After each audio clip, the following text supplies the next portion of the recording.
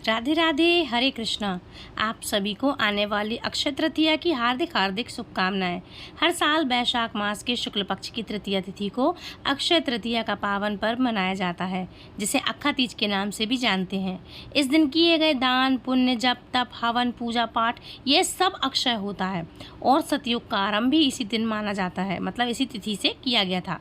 यह तिथि संपूर्ण पापों का नाश करने वाली और सभी सुखों को प्रदान करने वाली तिथि मानी जाती है। इस दिन किसी भी शुभ कार्य को करने के लिए आपको कोई भी मुहूर्त देखने की आवश्यकता नहीं है, क्योंकि इस दिन अबूझ मुहूर्त होता है, अर्थात सर्वसिद्ध मुहूर्त होता है। इस दिन गंगा जी में स्नान करना, भगवान का पूजन करना, पितरों का तर्पण करना, और एक और बात बता दूं, शादी विवाह जैसी कोई भी चीज़, आप शादी भी कर सकते हैं बिना मुहूर्त देखे, क्योंकि आज के दिन होता है अबूझ मुहूर्त। आज के दिन कितनी हजारों शादियाँ होती हैं, क्योंकि आज का पूरा दिन ही शुभ होता है। भगवान से संबंधित कथाओं का श्रवण करना अत्यंत फलदायी माना जाता है। मत्स्य पुराण के अनुसार इस दिन अक्षत से भगवान श्री हरि विष्णु का पूजन करने से विशेष फल की प्राप्ति होती है। मान्यता यह है कि अक्षत से भगवान विष्णु का पूजन करना निषेध होता है। अक्षत के स्थान पर सफ़ेद तिल से भगवान का पूजन किया जाता है। वहीं केवल आज के दिन ही अक्षत से भगवान विष्णु का भी पूजन किया जाता है, और जो हर वर्ष अक्षय तृतीया को नियम से दान पुण्य करता है, उसके धन का भी कभी अभाव नहीं होता। और आज के दिन भी इस वीडियो में हम आपको अक्षय तृतीया के दिन सुनी जाने वाली कथाओं का श्रवण कराएंगे। तो अक्षय तृतीया इतनी महत्वपूर्ण तिथि क्यों मानी जाती है? पौराणिक मान्यताओं के अनुसार वैशाख मास की शुक्ल पक्ष की तृतीया को भगवान परशुराम ने भगवान श्री विष्णु के छठे अवतार के रूप में जन्म लिया था। यह दिन परशुराम जयंती के रूप में भी मनाया जाता है। वेद व्यास जी ने भगवान श्री गणेश जी के सहयोग से महाभारत लिखने की शुरुआत भी आज ही के दिन से की थी, और इसी दिन भगवान श्री कृष्ण ने भी मित्र सुदामा को महल और धन धान्य से परिपूर्ण किया था और अपनी मित्रता का फर्ज निभाया था। वैशाख तृतीया को महाभारत का युद्ध है वो भी समाप्त हुआ था। इस दिन सतयुग और त्रेता युग का आरंभ भी माना जाता है। इसी दिन गंगा नदी स्वर्ग से उतर करके धरती पर पधारी थी। इसी दिन, आज के दिन इतने विशेष महत्व है, इतने सारे कार्य होते हैं, इसीलिए कहते हैं कि अक्षय तृतीया मतलब बहुत ही फलदायी तिथि है। इसलिए गंगा जी में स्नान करने का भी इसमें विशेष महत्व होता है। आज के दिन रसोई और भोजन की देवी मां अन्नपूर्णा के जन्मदिन के दिवस के तौर पर भी आज का दिन मनाया जाता है, अर्थात माता अन्नपूर्णा का आज के दिन जन्म दिवस भी हम बोल सकते हैं। ज्योतिष शास्त्र के अनुसार अक्षय तृतीया के दिन सूर्य और चंद्रमा अपनी संपूर्ण उच्च क्षमता के साथ बराबर चमक बिखेरते हैं, और उड़ीसा के प्रसिद्ध जगन्नाथ मंदिर की रथ यात्रा के लिए भी रथ बनने की शुरुआत भी आज ही के दिन से की जाती है। वृंदावन में केवल अक्षय तृतीया के दिन ही बांके बिहारी जी के चरण कमलों के दर्शन होते हैं। आप सभी ने वीडियोस में देखे होंगे कि वृंदावन में बांके बिहारी को खूब अच्छे से घोंट घोंट के चंदन लगाया जाता है। सभी चंदन मतलब लेप उसमें हर फूलों का अर्घ दे करके, गुलाब का है, इत्र वगैरह इत्यादि सभी चीज़ों का चंदन का बढ़िया लड्डू बना के बांके बिहारी के चरणों में समर्पित किया जाता है। और साल में सिर्फ एक बार ही बांके बिहारी भगवान के, कन्हैया के जो है दर्शनों का हमें लाभ उठाना मिलता है आज के दिन। तो आज के दिन ही उनके चरणों के दर्शन होते हैं। धार्मिक घटित जो इस दिन सनातन धर्म में इतनी सारी धार्मिक घटनाएं घटित हुई हैं कि आज ही का दिन जी बहुत ही सर्वश्रेष्ठ है, और आज ही के दिन सारी घटनाएं घटी थी, इसलिए अक्षय तृतीया का अत्यधिक महत्व बढ़ जाता है। तो आज के इस वीडियो में प्रयास करेंगे कि आपको थोड़ी सी कथा की मैं जानकारी दूँ। अच्छा, अक्षय तृतीया का महत्व बताते हुए भगवान श्री कृष्ण धर्मराज से कहते हैं कि राजन, प्राचीन काल में महोदय नाम का एक वैश्य था। महोदय अत्यंत सत्यपरायण, मृदभाषी, निर्मल तथा देवताओं एवं ब्राह्मणों का पूजन करने वाला था। उसे विभिन्न प्रकार के श्रवण रखना प्रिय थे। उसे अगर दैनिक कार्यों से थोड़ा भी समय मिलता तो वह सत्संग आदि श्रवण करने में पहुंच जाता था। अन्य कार्यों में विचलित होते हुए भी वह मन सदैव अपने शास्त्र चिंतन में लगाया रहता था, शास्त्र चिंतन में लीन रहता था। और एक दिन मार्ग में उसने ऋषियों को रोहिणी नक्षत्र से युक्त अक्षय तृतीया के महत्व का वर्णन करते हुए सुना। वह ऋषि कह रहे थे कि अक्षय तृतीया बुधवार से संयुक्त होने पर महान अगणित फल प्रदान करने वाली होती है।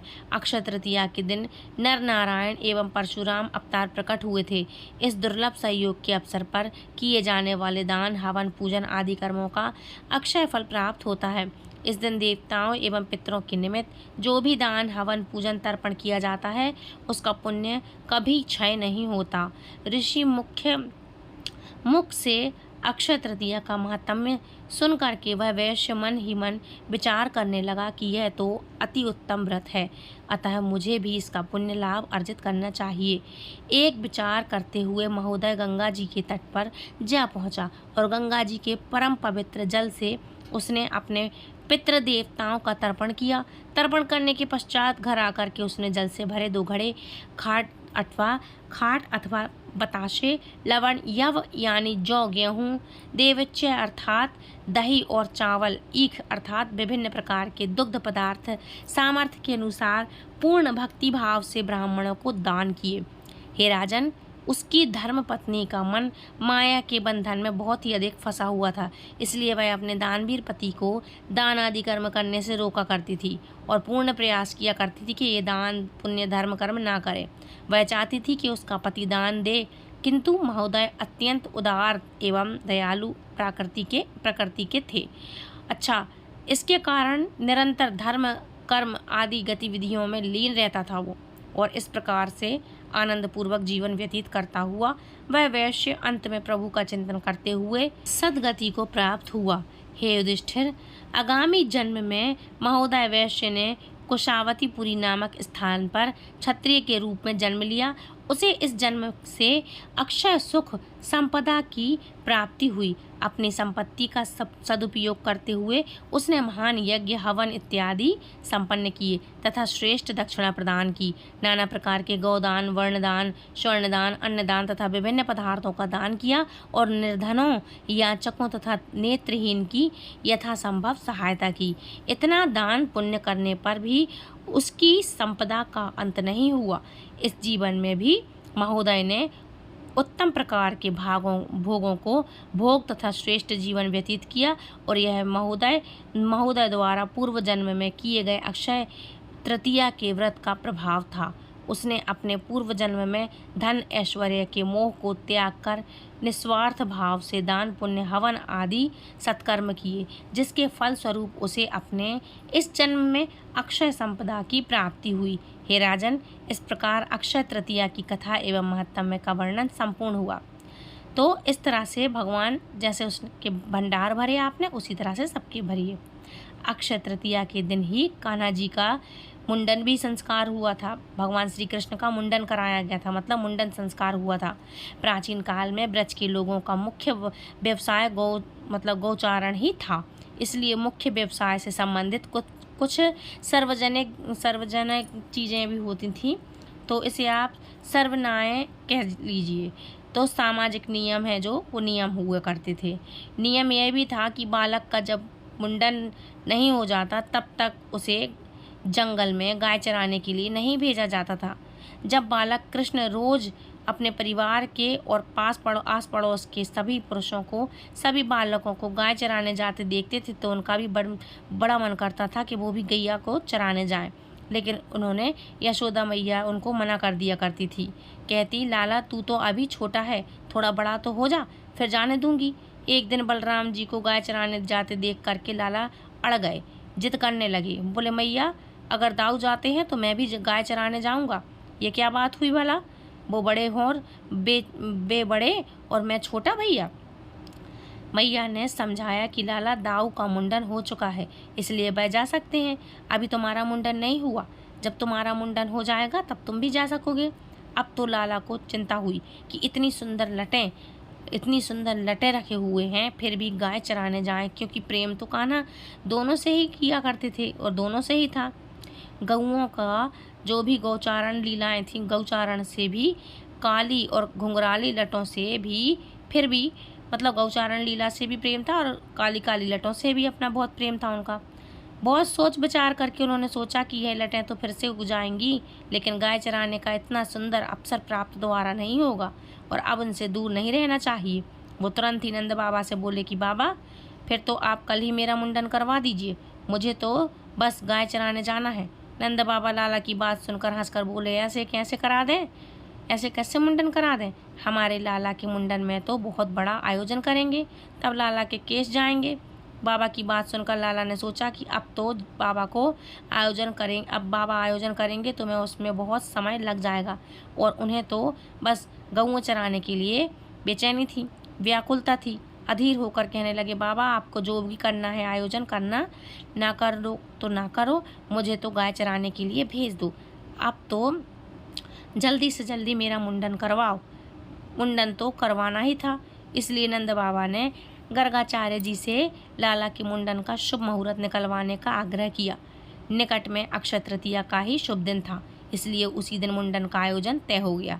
आसपास के सभी गांवों में न्योता भेजा गया और हर्ष और उल्लास के साथ धूमधाम से बहुत ही तैयारियां हुई, और आखिर में आयोजन का दिन आ ही गया। लाला को जल्दी थी कि कब मुंडन हो और कब वो गौचारण की लीलाएं शुरू करें। अब जैसे ही मुंडन हुआ तो लाला मैया से बोले, मैया मुझे नाश्ता दे दो, अब गाय चराने में जा रहा हूँ। लाला की अधीरता देखकर मैया थोड़ा नाराज होकर बोली, लाला देखो तो जरा, घर में इतने सारे मेहमान आए हैं तुम्हें देखने और तुमसे मिलने के लिए, इतनी गर्मी में तुम्हें गाय चराने जाना है। अरे थोड़े दिन रुक जाओ, भीषण गर्मी पड़ रही है, थोड़ी गर्मी कम हो जाए तब जाना, दाऊ के साथ जरूर भेज दूंगी। लेकिन लाला तो अड़ गए, बोले, ऐसे थोड़ी होता है मैया, मैंने तो गाय चराने के लिए ही मुंडन करवाया था, नहीं तो मैं भला अपनी इतनी सुंदर लटों को काटने थोड़ी देता क्या? मैं तो कुछ नहीं जानता, अब तो बस आज ही मुझे गौचारण के लिए भेज दीजिए, मैं तो आज ही जाऊंगा। गैया चराने के लिए लाला जाते हुए देखकर नंद बाबा को बुलाकर कहते हैं कि मान ही नहीं रहा है। नंद बाबा बोले, कन्हैया मान ही नहीं रहा है, एक एक काम कीजिए, थोड़ी दूर तक आप जाइए और साथ हो जाइए, उसका भी मन रह जाएगा। और नंद बाबा को बोला कि उसका भी मन रह जाएगा, और थोड़ी देर बाद जब गर्मी और भूख प्यास लगेगी तो वापस आ जाएगा, इसलिए नंद बाबा धीरे धीरे पीछे पीछे चले जाइए आप। ये किसने कहा? यशोदा मैया ने। अब क्या था, दाऊ के साथ अकेले में भेजूंगी नहीं मैं, कौन कह रहा था? मैया। अब नंद बाबा सबको छोड़ करके निकली। लाला भी पूरी तैयारी के साथ दूसरों को देखा और छड़ी बंसी कलेवा लेकर के, कलेबे की पोटली लेकर के और निकल पड़े नन्हे मुन्ने से कन्हैया। अपने साइज़ की एक बछिया भी साथ में ले ली। अपनी बछिया को हाँकना था भाई, गऊँ चराना था उनको, जिसे बाकी ग्वाल बालों की तरह वो दिखाई देने लगे, और गैयों को खेरते हुए वो अपने मन ही मन खुश हो रहे थे कि आखिरकार अब तो मैं बड़ा हो ही गया, कितना आनंद आएगा जब मैं बाकी दूसरे ग्वाल वालों की तरह अपनी गैया की बछिया लेकर के जाया करूँगा। अब खैर गर्मी में बैशाख मास था और ब्रज में तो वैसे भी भीषण गर्मी पड़ती है। थोड़ी ही देर में नन्हे बालक श्री कृष्ण गर्मी से बेहाल हो गए, उनका मुख लाल पड़ गया, कोमल मुखमंडल कोमला गया, पूरे शरीर पसीना से भर गया। यह सब देखकर बाबा ने सोचा अब तो लाला घर वापस चलने के लिए बोलेगा, क्योंकि इतनी गर्मी है, सुकुमार बालक है, कहाँ तक भला आगे चल पाएगा। लेकिन नन्हे श्री कृष्ण तो चलते ही जा रहे थे। उधर बाबा सोच रहे थे कि लाला अब घर वापस चलने के लिए कहेगा।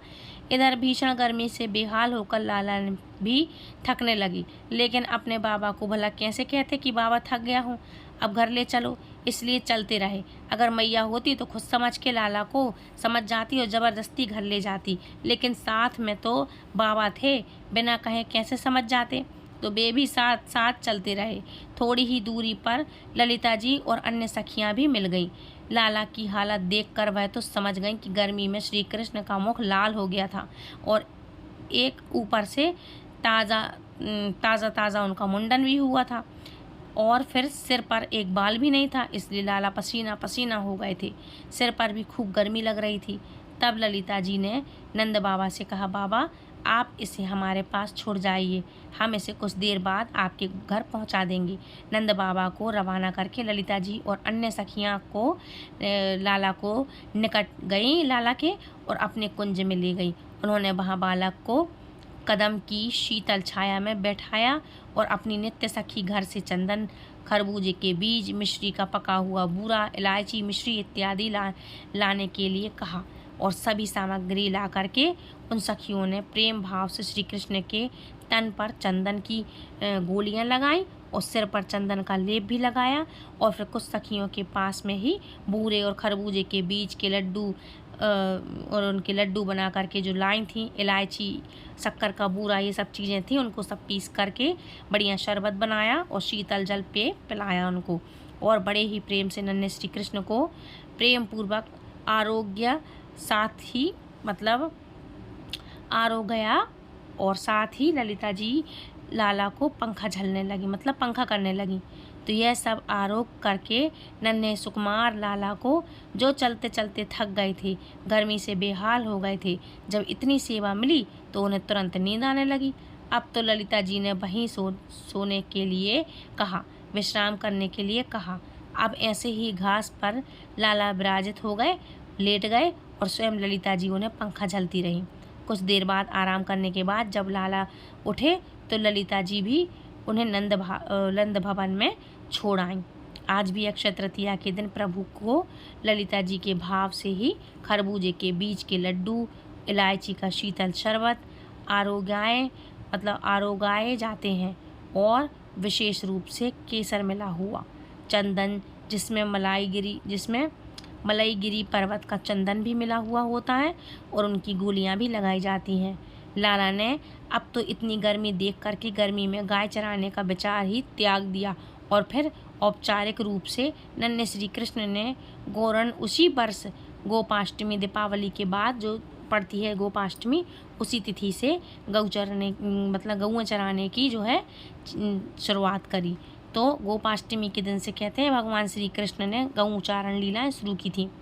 इस दिन से गोपाल जी कहा जाता है उनको। और इसी वर्ष से ये एक ही ऐसा दिन है जब खरबूजे के बीज के लड्डू अकेले श्री जी को ही अर्घाए जाते, मतलब उनको भोग लगाया जाता है। नहीं तो अन्य दिनों में बीज के लड्डू के साथ चिरौंजी के लड्डू भी अर्पित किए जाते हैं। भगवान परशुराम का जन्म अक्षय तृतीया के दिन ही हुआ था, इसलिए उनकी शस्त्र शक्ति भी अक्षय है। भगवान शिव के दिव्य धनुष की प्रत्यंचा पर केवल परशुराम जी ही बाण चढ़ा सकते थे और यह उनकी अक्षय शक्ति का परिचय देती है। उनको भगवान विष्णु का छठवां अवतार भी कहा जाता है। भगवान परशुराम जी को नियोग, भूमिहार, ब्राह्मणचित, पावन, ब्राह्मण त्यागी, मोहयाल और अनाविल और नंबूतरी ब्राह्मण समुदाय मूल पुरुष या स्थापक के रूप में पूजते हैं। अरुणाचल प्रदेश में परशुराम कुंड है और मान्यता यह है कि इसी कुंड में अपनी माता का वध करने के बाद परशुराम जी ने यहाँ स्नान करके अपने पाप का प्रायश्चित किया था। परशुराम भगवान के पिता ऋषि जमदग्नि और उनकी माता रेणुका हैं।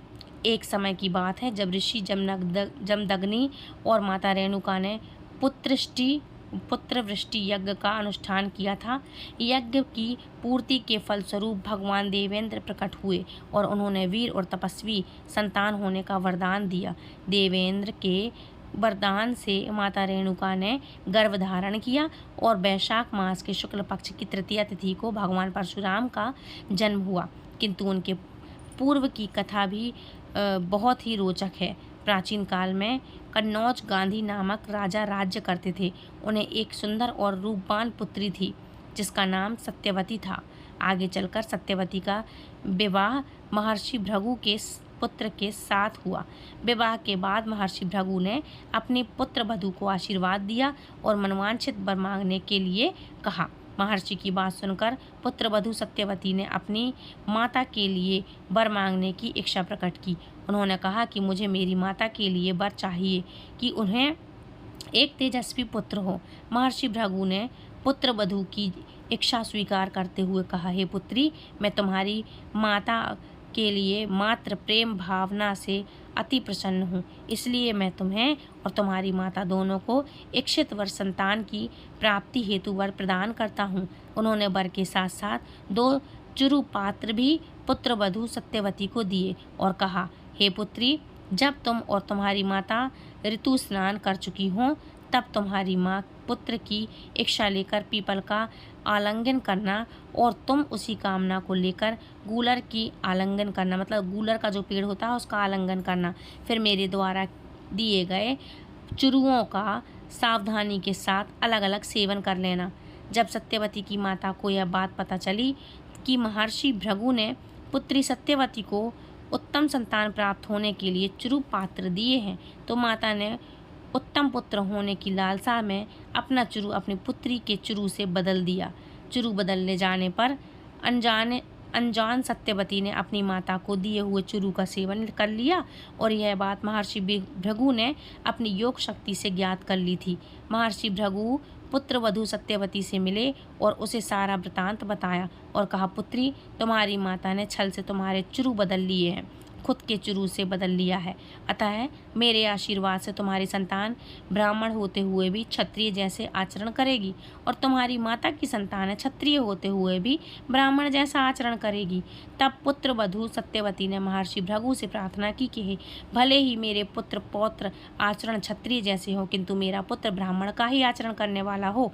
इसी के चलते सत्यवती ने गर्भ से ही महर्षि जन्मदग्नि का जन्म हुआ और जब ऋषि जन्मदग्नि का विवाह रेणुका से हुआ, तब रेणुका के गर्भ से भगवान परशुराम जी का जन्म हुआ। तो फ्रेंड्स, ये थी आज की कथा। आई होप वीडियो पसंद आया होगा। वीडियो पसंद आया है तो वीडियो को लाइक करें, चैनल सब्सक्राइब करें, हमारे चैनल को सब्सक्राइब करके दूसरों को शेयर ज़रूर करें। मिलती हूँ नेक्स्ट वीडियो में, तब तक राधे राधे, हरे कृष्णा। और आप सभी को आने वाली अक्षय तृतीया की हार्दिक हार्दिक शुभकामनाएँ।